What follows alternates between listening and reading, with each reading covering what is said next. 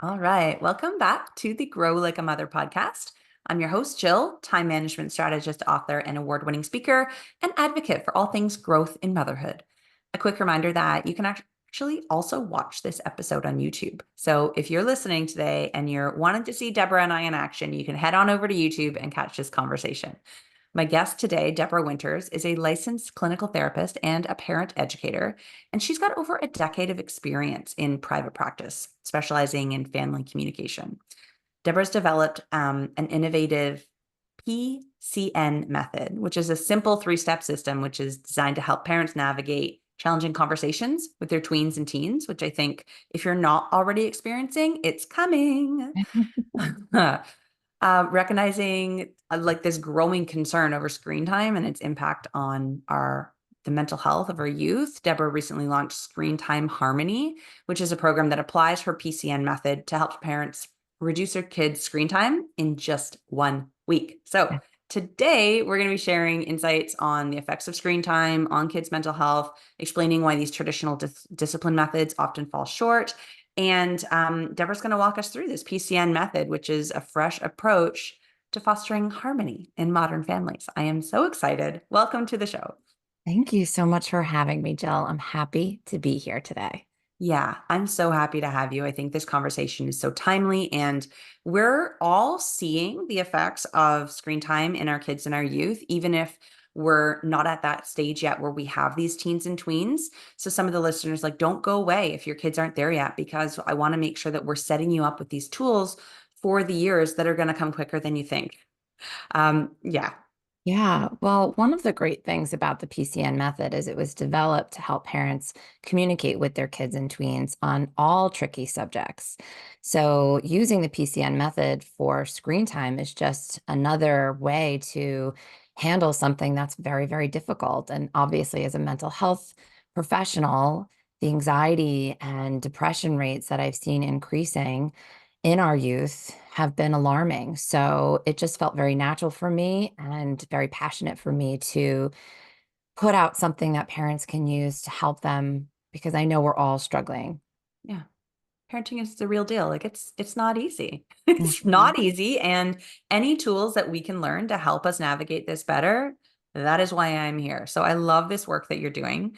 I'm so curious how you got into it. Okay, so I have been in private practice for a little over a decade, and I specialize in parent education. So, really, what that means is that I help parents understand what's going on with their kids' development, with their behavior, so that they can swoop in and meet their child where they're at logically versus emotionally, right? Because our kids' behavior is very chaotic. It can be, something that confuses us, overwhelms us, and causes us great emotion, great deal of emotion. So the more logical we are, the more likely we are to meet them where are at and handle the situation with more ease, more regulated emotionally. So working with parents and teenagers for over a decade, I noticed that one of the leading contributors to conflicts in the home were parents trying to fix their kids' problems too soon, too fast. And so this is what I refer to as being in fix it mode. And so fix it mode can be anything from the obvious, right? Like I'm yelling at you to do something different, but it also can mean I'm taking something away or I'm overdoing it with praise or I'm over talking, or it could also mean I'm ignoring the problem and just wishing it will go away.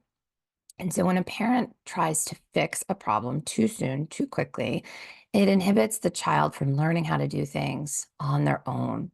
And when a child has the ability to learn, the outcome of their behavior and what the direct reaction is to their responses, they have more buy-in and it helps them to develop an intrinsic voice that helps them to learn for the long haul. So you asked me, how did I get into this? Well, I decided to write a coaching program and a workbook that helps parents stay out of fix it mode using the PCN method. And I developed that program. There's over 17 recorded videos. And I basically teach parents the science behind the PCN method, and I can get into that if you're interested.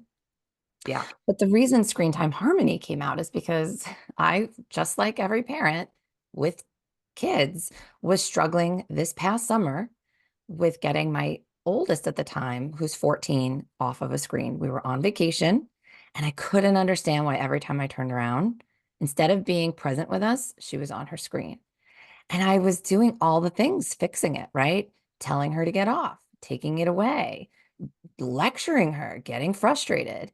And it would stop temporarily, but it would make me feel pretty icky afterwards. And I could tell she was not too pleased with me. And that is, it got the job done, but I definitely felt like it was disconnecting us. So it's like getting ready one morning and I'm thinking, what can I do? What can I do to get her off her screen? And then I remembered, oh my God, I have this PCN method. Why am I not using it? Well, I can tell you because I'm a human being before I'm a therapist, before I'm a parent educator, and human beings are driven by emotion, right? Our emotion is there to protect us. It's there to help us fight or flight and freeze. So I needed to put my clear perspective lens on and understand the situation at hand so that I can meet my daughter where she's at. And that's what P stands for in the PCN method. It stands for perspective, right? Helping to understand what's really going on versus leading with your emotions. So I brought my daughter over to my lounge chair and I was like, why do you need to be on your phone? What's happening? I know you love it. I know it's interesting. And I know it can be very exciting. I love my phone too, but why do you think you're using the phone so much right now? And so we had a real conversation about her phone use. And it was then that we were able to get on the same playing field, right? Now I, instead of being upset she was on it, could understand why she was using it. That then leads to the next part of the PCN method, which is the C, and it stands for change. And so for older kids, you want to collaborate to see that change. So she and I then discussed ways for her to stay off her phone and to balance it while we were on vacation. For younger kids, the C would stand for giving choices, right? Because they don't really quite understand the outcome of things yet. So you want to give them choices. Once you come up with a plan, you want to also come up with the consequences for not following that plan. So, if I were to catch her on her phone when she wasn't supposed to be on it, she agreed ahead of time that she would give up the phone for however many hours. And the last part of the PCN method stands for nurture. And so nurturing really just means I got to set boundaries. I got to set limits. I got to follow through. I have to reward her with positive attention when she's doing the right thing. So PCN really, is very simple to follow once you wrap your head around it, but it also meets three human basic needs for connection, for self-determination, and for safety. And with perspective, it helps you connect. With collaboration and giving choices, it helps your child have self-determination and input on the outcome of their life.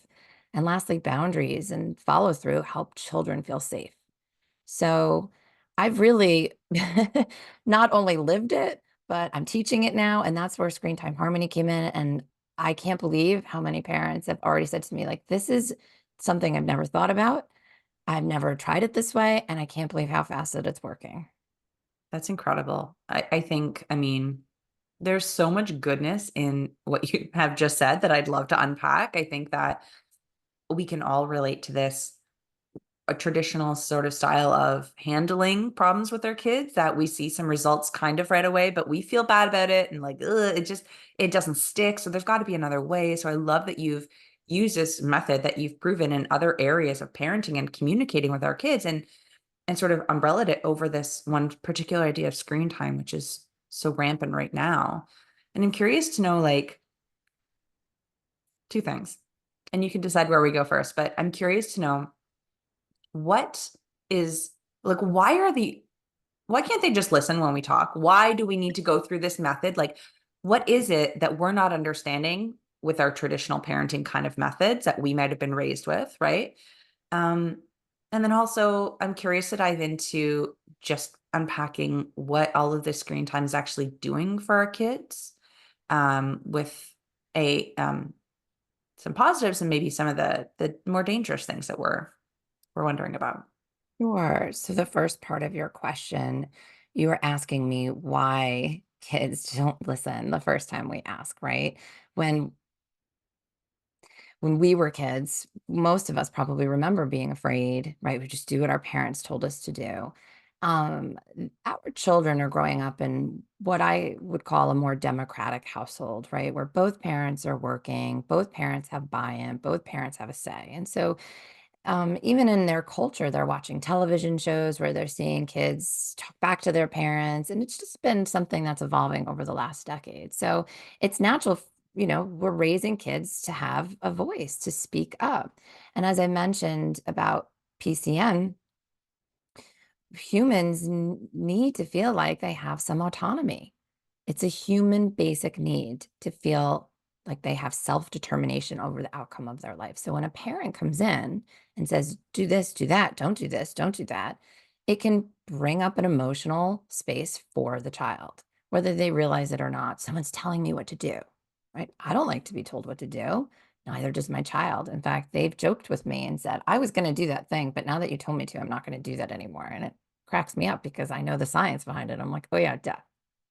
So if you have a pattern with your child and you're just telling them what to do all the time, at some point, if they've been compliant, they may need to start fighting back. They may need to start having a voice because they need to learn how to do that. They need to learn how to set boundaries in their life.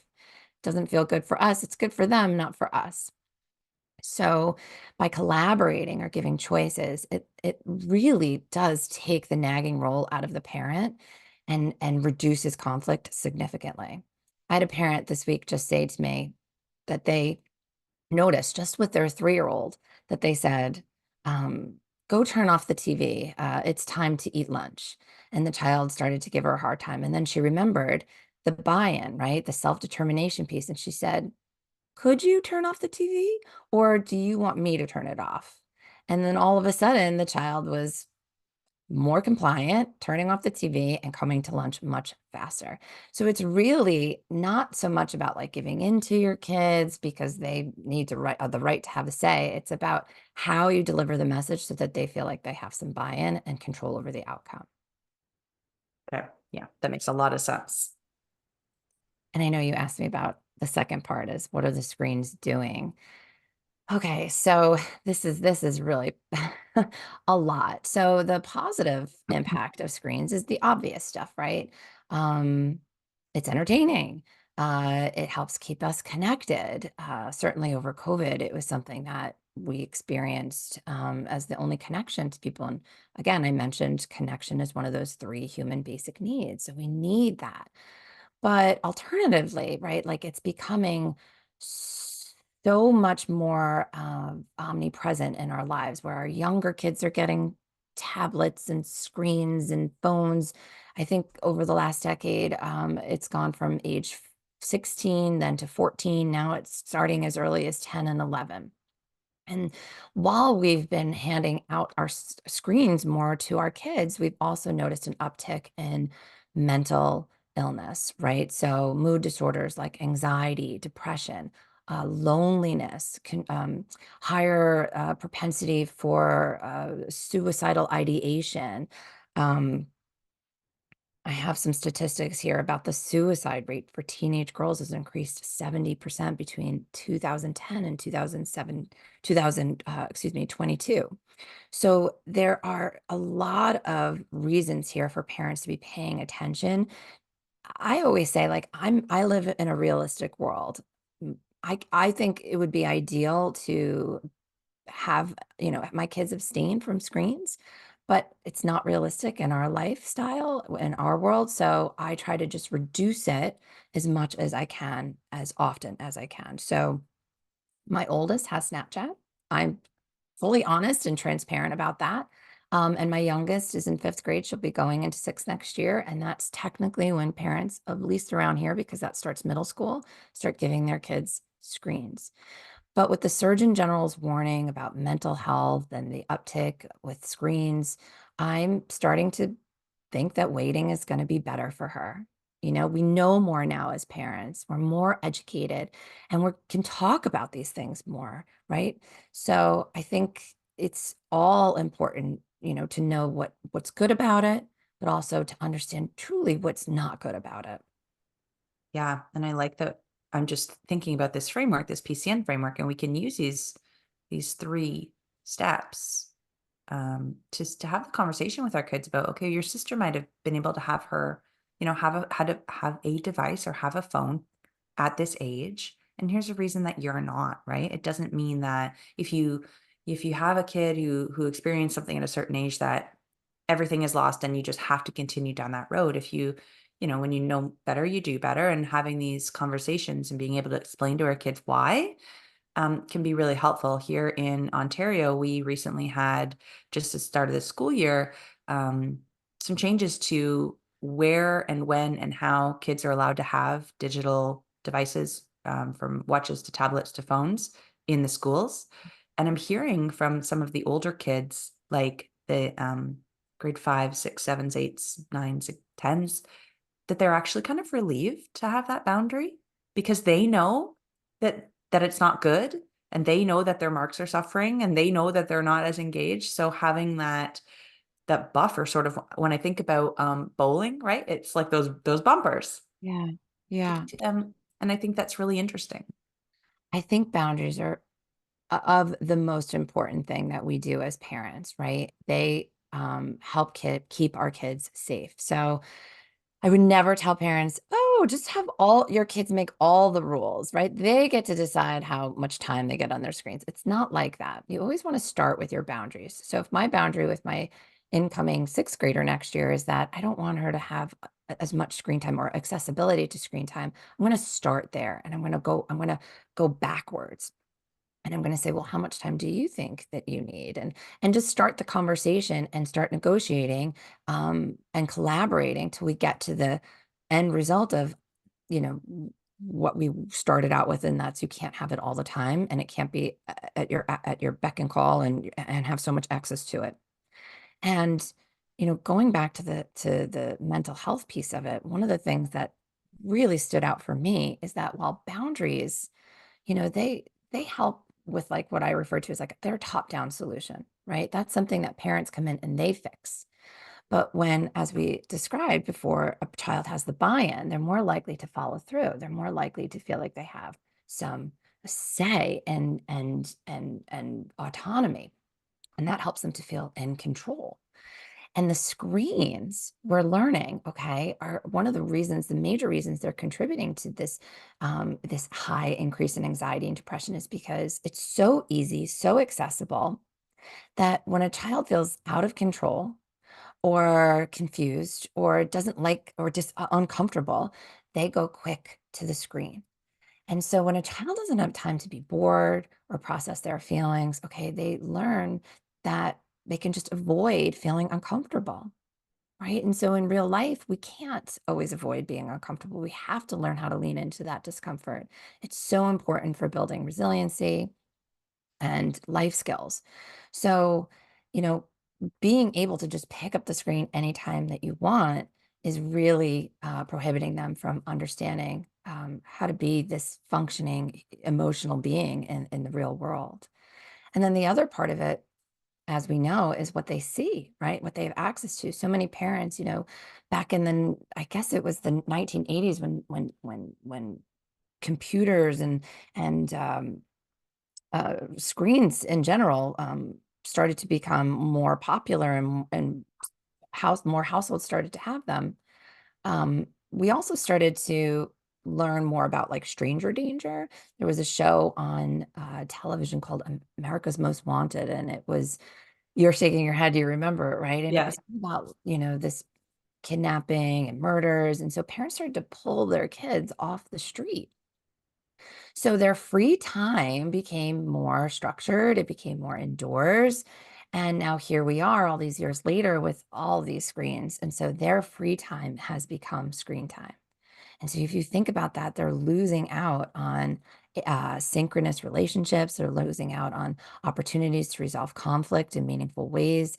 They're losing out on so much real life situations that, the screens are then replacing them with, and it's not helping them once they finally do need to be out in the open talking to real people.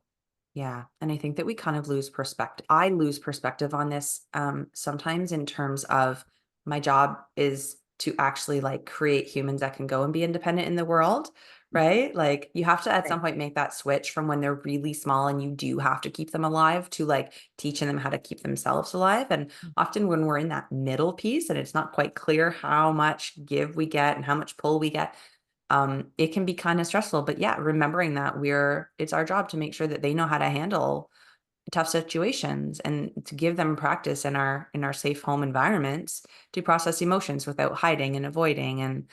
And I have one child who's 7 and is autistic, and so he does use his phone a lot to help him self-regulate. And it's difficult sometimes to explain to the other three, right? Like why this is an exception, what is the difference with them, and what blah blah blah, all that intricate web. But I also want to point out to anyone listening that parents tend to use it as a regulation tool. Giving the phone helps me create space to regulate myself. And that can be a little bit tricky, can't it? When we are using it to manage our discomfort. Yeah, humans don't like to be uncomfortable. We are a pleasure-seeking society, and unlike other addictive, substances and behaviors like gambling, shopping, drug use, alcohol use, there are no indicators for using too much tech and using being on a screen too much. And I mean, there are indicators, but you have to be really in touch with your senses and who you are as a person and your temperament to understand. And if adults are having a difficult time, imagine if our kids are having a difficult time. And so, yes, you have a situation where one child needs the screens and it doesn't change their temperament in a negative way. But for other children, it might change their temperament um, you know, in a negative way. And so teaching our kids how to tune into their bodies, to learn what devices, not just screens, that they can use to help them regulate, to help put language to the feeling. And as the parent is teaching the child, if they're uncomfortable, they can also be learning it themselves. There's nothing wrong with going through it together. And I say one of the best things that I do with my kids, and I tell parents, try it, is I say, I need to be on my phone for 10 minutes. This is what I'm doing. This is why I'm on it. I need a recipe. I'm scrolling. I just need to zone out. Like I just announce it so it doesn't seem so mysterious. There's a psychological study that was done, I believe, in the 1980s about a mother and a toddler who was sitting in its high chair. And the mom was interacting with the child and, making silly faces. And you could see that the child was loving it and eating it up.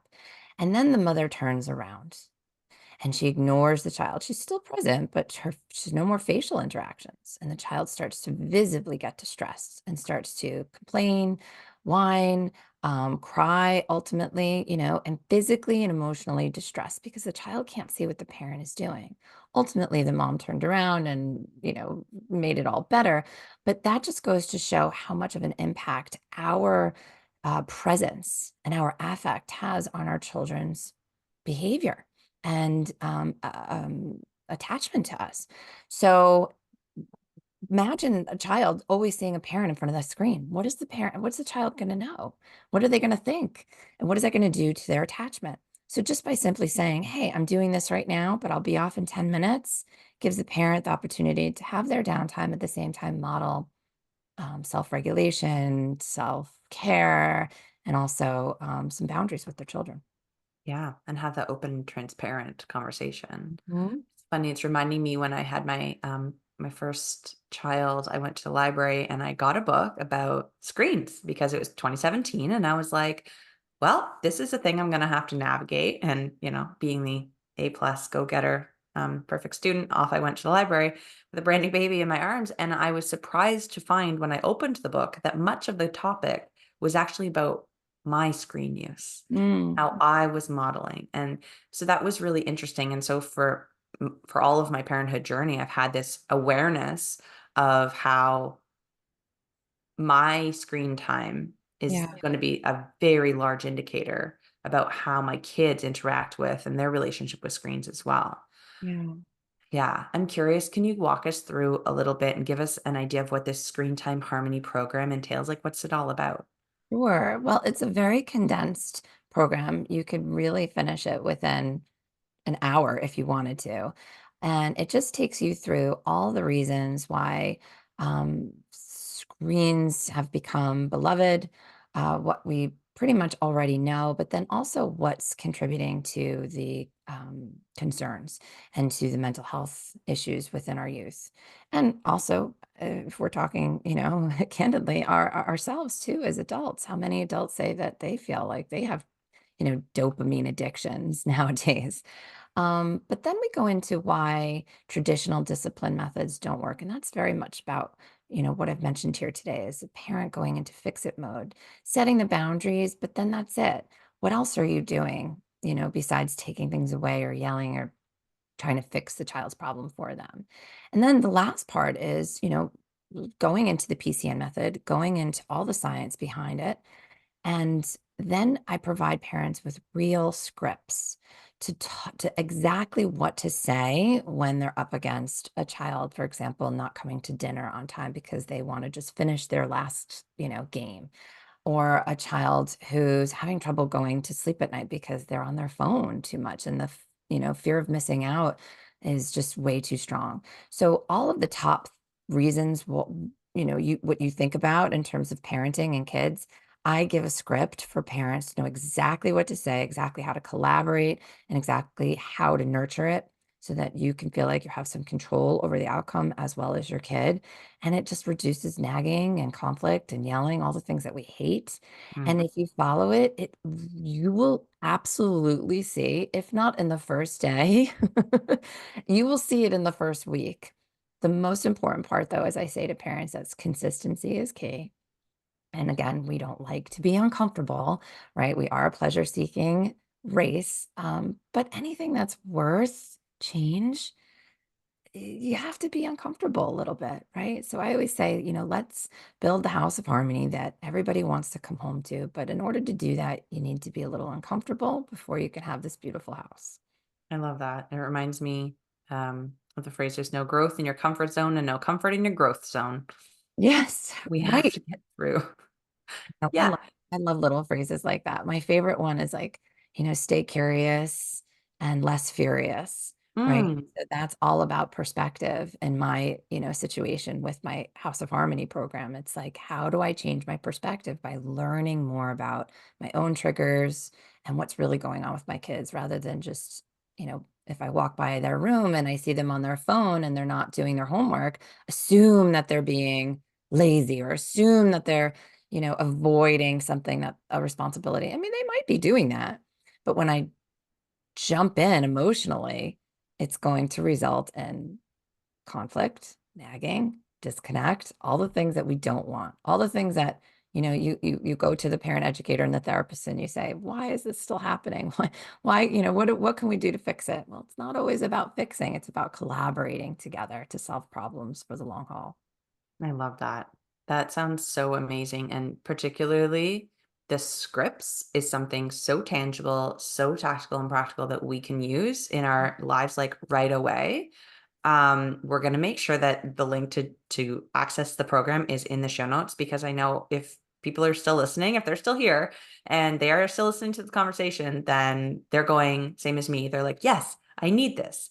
So can you tell us, other than the show notes, what's the best way for them to reach out to you? And if they want to do one-on-one work with you, or how can they get that process started to be in your world? Thank you. If it's okay with you, I'd love to offer your listeners an extra bonus if they decide through your podcast to purchase Screen Time Harmony. And that's a 30-minute one-on-one with me to discuss the PCN method, to discuss what's really going on in your home and how to use the scripts appropriately, accordingly, so that you can get the best benefit that you can have possible for your home. It's incredible. Thank And you. yeah, of course. And if they'd like to reach out to me directly, I am on Instagram at Deborah, Deb.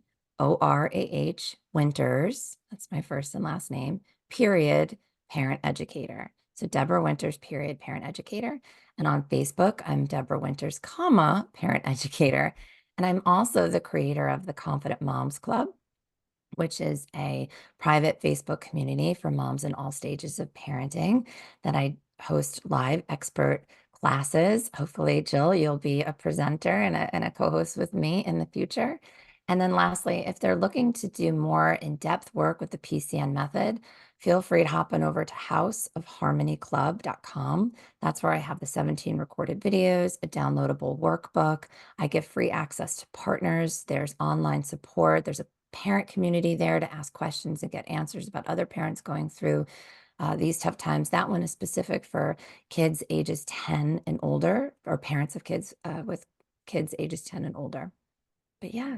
Wow, what an amazing ecosystem you've created. I am so happy to have come into contact with you and to have had you on the show and learn from you. Thank you for all of your wisdom. It feels so empowering to have this knowledge now, and this very easy system and framework that we can remember, PCN, right? Perspective, collaborate, or choice, nurture. And to be able to then go forward after we hit, done record, and after you listening are done with this podcast, you can go and you can start to try this. And then now where to go for additional support. Because I think people are generally in one of two camps when they learn something that they're interested in. They're like, yes, this is great, kind of got it, I'm going to try it myself. Or they're like, yes, this is great, don't have the time, need some hand holding. And we've got both sort of options. So thank you for your time today. It's been an absolute pleasure having you on the show. Thank you, Jill. Thank you for this opportunity to spread my message. And I appreciate everything that you do for moms out there too.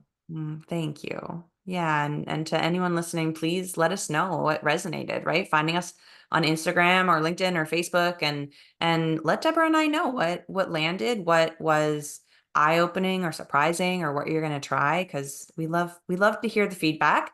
Podcasts are very like us talking to you, so come talk to us. We are real people behind the DMs, and we would love to continue the conversation. Absolutely. Yeah. Okay. And until next week, keep on growing like a mother.